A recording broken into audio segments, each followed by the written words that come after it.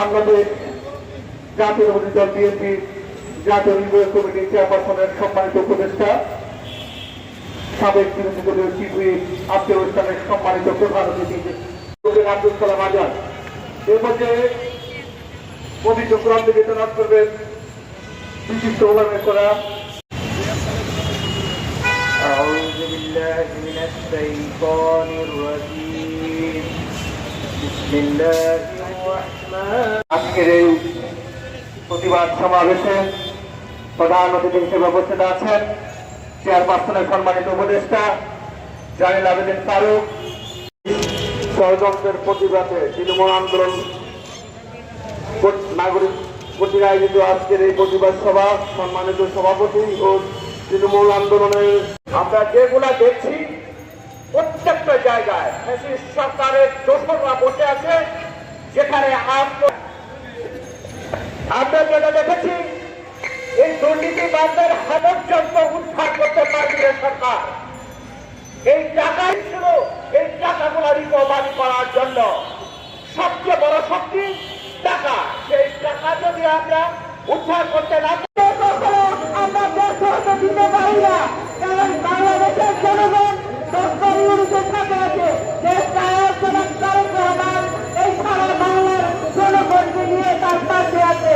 আমরা এখান থেকে বলে দিতে চাই শেখ হাসিনার যাতে সঠিক বিচার হয়। সবাইকে ধন্যবাদ।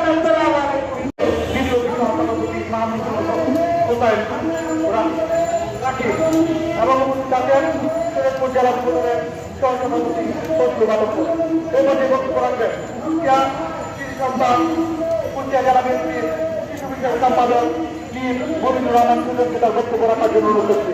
বক্তব্য রাখবেন মীর মমিনুর রহমান। আজকের সভার জনাব সভাপতি প্রধান অতিথি আমার প্রাণপ্রিয় নেতা বিএনপির চেয়ারপারসনের অন্যতম সদস্য তাদের বারবার কারানিধি নেতা মহান জাতীয় সংসদের বিদলের চিফ হুইপ সেনবাগের বারবার নির্বাচিত সাংসদ রাজপথের লড়াকু সৈনিক আওয়ামী ফ্যাসিস্ট সময় যাকে রাজপথে পেয়েছি সে আমাদের প্রিয় নেতা জালিল আবেদিন ফারুক সহ জাতীয় নেতৃবৃন্দ আমার সংগ্রামী সালাম শুভেচ্ছা ও অভিবাদন গ্রহণ করুন। বক্তব্য দেবেন নেতা। আমাদের বক্তব্য দেওয়ার কিছু নাই, শুধু একটি কথা বলবো, এই ফ্যাসিস্ট শেখ হাসিনা দেশ নিয়ে গভীর ষড়যন্ত্রে লিপ্ত আছে। কারণ সে এই দেশ নিয়ে দেশটির জন্য এগিয়ে যেতে না পারে সে ব্যাপারে সে আমাদের পার্শ্ববর্তী দেশ ভারতে বসে একটি বিশৃঙ্খলা সৃষ্টি করছে।